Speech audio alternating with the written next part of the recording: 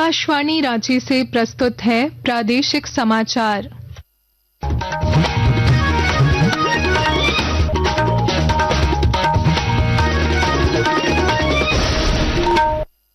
नमस्कार। प्रादेशिक समाचारों के साथ मैं अक्षरा अक्षय। पहले मुख्य समाचार। राज्यपाल संतोष गंगवार ने रांची विश्वविद्यालय में आयोजित 9वीं नागी अंतर्राष्ट्रीय सम्मेलन का किया उद्घाटन।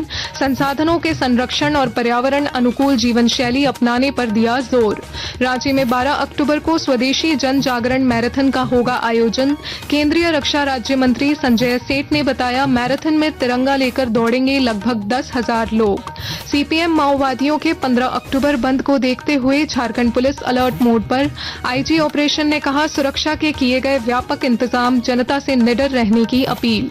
रांची समेत राज्य के अधिकांश जिलों में रहा खुशनुमा मौसम और साफ आसमान। मौसम विभाग ने अगले 4 दिनों में मानसून की वापसी का जताया अनुमान। और जूडो जूनियर विश्व चैंपियनशिप में भारत को मिला पहला पदक। लिंथोई चानमबम ने महिलाओं के 63 किलोग्राम वर्ग में जीता कांस्य पदक। और अब समाचार विस्तार से। राज्यपाल संतोष कुमार गंगवार ने रांची विश्वविद्यालय के भूगोल विभाग द्वारा आयोजित 3 दिवसीय 9वीं नागी अंतर्राष्ट्रीय सम्मेलन का उद्घाटन करते हुए कहा कि संसाधनों का विवेकपूर्ण उपयोग और संरक्षण मानवता के भविष्य के लिए अत्यंत आवश्यक है। उन्होंने कहा कि वैश्वीकरण और औद्योगिकीकरण से जहां आर्थिक अवसर बढ़ रहे हैं, वहीं प्रदूषण और जलवायु परिवर्तन जैसी चुनौतियां भी सामने आई हैं। मौके पर राज्यपाल ने पंचामृत संकल्प और मिशन लाइफ के माध्यम से पर्यावरण अनुकूल जीवन शैली अपनाने पर बल देते हुए सम्मेलन की सफलता की शुभकामनाएं दी। रांची में 12 अक्टूबर को स्वदेशी जन जागरण के तहत मैराथन का आयोजन किया जाएगा, जिसकी शुरुआत सुबह 6 बजे मुराबादी मैदान से होगी। केंद्रीय रक्षा राज्य मंत्री और रांची सांसद संजय सेठ ने आज एक प्रेस वार्ता में बताया कि लगभग 10,000 लोग इस मैराथन में शामिल होंगे, जिसमें छात्र, सामाजिक संगठन, एनसीसी और एनएसएस के सदस्य भाग लेंगे। उन्होंने कहा कि कार्यक्रम में राज्यपाल संतोष गंगवार और केंद्रीय खेल मंत्री मनसुख मांडविया को आमंत्रित किया गया है तथा प्रतिभागी आत्मनिर्भर भारत और स्वदेशी के संदेश के साथ तिरंगा लेकर दौड़ेंगे।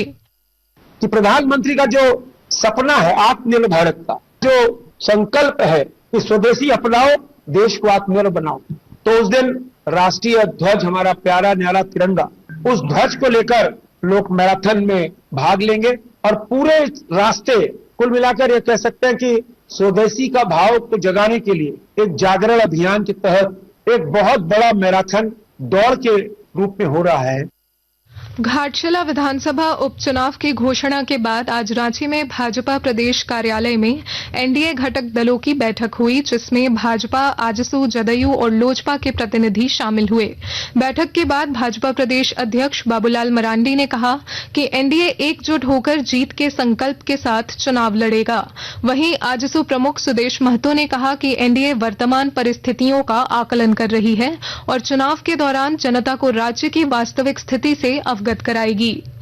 सीपीएम माओवादियों द्वारा 15 अक्टूबर को आहूत 1 दिवसीय बंद के मद्देनजर झारखंड पुलिस मुख्यालय पूरी तरह अलर्ट मोड पर है। पुलिस प्रवक्ता और आईजी ऑपरेशन माइकल राज एस ने रांची में बताया कि बंद के दौरान सुरक्षा के व्यापक इंतजाम किए गए हैं और आम जनता निडर रहे। पुलिस ने माओवादी नेताओं से अपील की है कि वे मुख्य धारा से जुड़ें और राज्य सरकार की सरेंडर पॉलिसी का लाभ उठाएं। जो माओवादी संगठन है या अन्य संगठन है जो क्रिमिनल एक्टिविटीज कर रहे हैं, वो अपना हथियार छोड़कर आत्मसमर्पण करें। भटके हुए रास्ता छोड़कर मेन स्ट्रीम रास्ता में आने के लिए पुनः हम अपील करते हैं। आपको जो झारखंड सरकार के द्वारा जो सरेंडर पॉलिसी की तरफ बहुत सारा सुविधा दिया जा रही है, वो सुविधा का लाभ उठाने। स्वास्थ्य विभाग के regional deputy director doctor SP Mishra ने धनबाद में सदर अस्पताल, जिला संयुक्त औषधालय, वेयर हाउस और टीकाकरण केंद्र का निरीक्षण किया। उन्होंने अस्पताल की सफाई, दवा भंडारण, मरीजों की सुविधाओं और टीकाकरण प्रक्रिया की समीक्षा की। डॉक्टर मिश्र ने कहा कि कई जगह व्यवस्थाएं संतोषजनक हैं, लेकिन कुछ क्षेत्रों में सुधार की आवश्यकता है और उन्होंने कमियों को दूर करने के निर्देश दिए। आकाशवाणी के ताजा तरीन समाचारों के लिए आप हमारी वेबसाइट newsonair.gov.in पर लॉग ऑन कर सकते हैं। ताजा समाचार X handle @AIR news alerts और Facebook page All India Radio News पर भी उपलब्ध है। आप प्रादेशिक समाचार एकांश के एक्स हैंडल @AIR न्यूज_रांची और Facebook page Akashvani news Ranchi, Instagram page तथा YouTube channel AIR news Ranchi पर भी हमारे बुलेटिन सुन सकते हैं। प्रादेशिक समाचार आप आकाशवाणी रांची से सुन रहे हैं। प्रधानमंत्री नरेंद्र मोदी द्वारा 22 सितंबर से शुरू हुआ जीएसटी बचत उत्सव समाज के सभी वर्गों को लाभान्वित कर रहा है। राष्ट्रीय राजधानी दिल्ली की अर्थव्यवस्था को बढ़ावा देने वाले जीएसटी सुधारों पर हमारे संवाददाता की रिपोर्ट। नए कर सुधारों में हुए जीएसटी दरों में कटौती से दिल्ली के उपभोक्ता और कारोबारी दोनों को बड़ा लाभ मिलने की उम्मीद है। नई कर संरचना के तहत 7,500 रुपए से कम कीमत वाले होटलों के कमरों पर जीएसटी को घटाकर 5% कर दिया गया है। इस कर में कमी से होटल में रहने वालों की संख्या बढ़ेगी और दिल्ली के पर्यटन क्षेत्र को भी बढ़ावा मिलेगा। सरकार ने होटलों, रेस्टोरेंट, कैफे और कैटरिंग सेवाओं में इस्तेमाल होने वाले रसोई के सामानों पर भी जीएसटी घटाया है। जीएसटी 2.0 के तहत इन वस्तुओं पर कर की दर 18% से घटकर 5% कर दी गई है। इस कदम से कीमतों में स्थिरता आएगी और छोटे तथा मध्यम स्तर के भोजनालयों की लाभप्रदता में सुधार होगा। अगली पीढ़ी के जीएसटी सुधारों से दिल्ली के आर्थिक क्षेत्र में रोजगार के अवसरों में भी सुधार की संभावना है, जिससे होटल और रेस्टोरेंट में काम करने वाले लोगों को लाभ होगा। जूते, चप्पल, फर्नीचर, प्रिंटिंग और स्टेशनरी वस्तुओं पर कटौती की गई है। इस कमी से इन वस्तुओं की कीमतें घटेंगी और उपभोक्ताओं को लाभ होगा। नए कर सुधार न केवल परिवारों के दैनिक खर्च कम करेंगे, बल्कि सूक्ष्म, लघु और मध्यम उद्योगों को भी सशक्त बनाएंगे। महविश रहमान के साथ आकाशवाणी समाचार कक्ष रांची से मैं पूनम किरकेट्टा। रामगढ़ शहर को प्रदूषण मुक्त बनाने के लिए कई तरह के प्रयास किए जा रहे हैं और जानकारी दे रहे हैं हमारे संवाददाता। रामगढ़ शहर को प्रदूषण मुक्त बनाने के लिए कई तरह के प्रयास किए जा रहे हैं। इस कड़ी में रामगढ़ कैंटोनमेंट बोर्ड के ट्रेचिंग ग्राउंड में एक तरफ पिछले 31 वर्षों से जमा हो रहे कचरे के पहाड़ की मिट्टी को मशीन द्वारा खाद बनाया जा रहा है, तो दूसरी तरफ प्लास्टिक एवं पॉलीथीन को अलग कर डिस्पोजल भी किया जा रहा है। कचरे की मिट्टी से खाद बनाकर जमीन को समतलीकरण करने के बाद पौधारोपण कर उस पूरे क्षेत्र में हरियाली लाई जाएगी, ताकि पर्यावरण संरक्षित किया जा सके। कौशल किशोर तिवारी, आकाशवाणी समाचार, रामगढ़।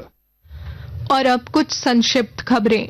सरायकेला खरसावा में उपायुक्त नीतीश कुमार सिंह ने सदर अस्पताल का औचक निरीक्षण कर साफ सफाई और विभागीय कार्यों की स्थिति का जायजा लिया। उन्होंने अनुपयोगी उपकरणों और लापरवाह कर्मचारियों पर कड़ी कार्रवाई करते हुए अस्पताल मैनेजर की सेवा समाप्त करने का निर्देश दिया और डॉक्टरों पर भी कार्य में कोताही बरतने पर कार्रवाई का आदेश दिया। साहिबगंज वन प्रमंडल ने 71वें वन्य जीव सप्ताह के अवसर पर डॉल्फिन प्रकृति परिचय केंद्र और उद्भव पक्षी अभयारण्य में जागरूकता कार्यक्रम आयोजित किया। इस अवसर पर क्विज प्रतियोगिता भी आयोजित की गई, जिसमें विजेता विद्यार्थियों को प्रमाण पत्र देकर सम्मानित किया गया। आज रांची समेत राज्य के अधिकांश जिलों में साफ आसमान और खुशनुमा मौसम देखने को मिला। मौसम विभाग ने बताया कि बंगाल की खाड़ी में बना सिस्टम अब कमजोर हो चुका है और अगले 24 घंटे में समाप्त हो जाएगा, जिससे बारिश में कमी आएगी। मौसम वैज्ञानिक अभिषेक आनंद के अनुसार अगले 4 दिनों में हवा के रुख में बदलाव के साथ मानसून की वापसी की प्रक्रिया शुरू होगी। भारत की लिंथोई चानमबम ने पेरू में जूडो जूनियर विश्व चैंपियनशिप में भारत को पहला पदक दिलाकर इतिहास रच दिया है। लिंथोई ने महिलाओं के 63 किलोग्राम भार वर्ग में नीदरलैंड्स की जोनी जीलियन को हराकर कांस्य पदक जीता। अंत में मुख्य समाचार एक बार फिर। राज्यपाल संतोष गंगवार ने रांची विश्वविद्यालय में आयोजित 9वीं नागी अंतर्राष्ट्रीय सम्मेलन का किया उद्घाटन। संसाधनों के संरक्षण और पर्यावरण अनुकूल जीवन शैली अपनाने पर दिया जोर। रांची में 12 अक्टूबर को स्वदेशी जन जागरण मैराथन का होगा आयोजन। केंद्रीय रक्षा राज्य मंत्री संजय सेठ ने बताया, मैराथन में तिरंगा लेकर दौड़ेंगे लगभग 10,000 लोग। सीपीएम माओवादियों के 15 अक्टूबर बंद को देखते हुए झारखंड पुलिस अलर्ट मोड पर। आईजी ऑपरेशन ने कहा, सुरक्षा के किए गए व्यापक इंतजाम, जनता से निडर रहने की अपील। रांची समेत राज्य के अधिकांश जिलों में रहा खुशनुमा मौसम और साफ आसमान।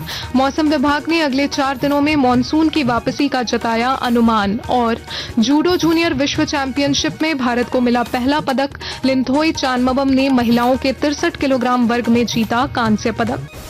इसके साथ ही आकाशवाणी रांची से प्रादेशिक समाचार का ये बुलेटिन समाप्त हुआ। अगला प्रादेशिक समाचार बुलेटिन कल सुबह 8:30 बजे प्रसारित किया जाएगा। नमस्कार।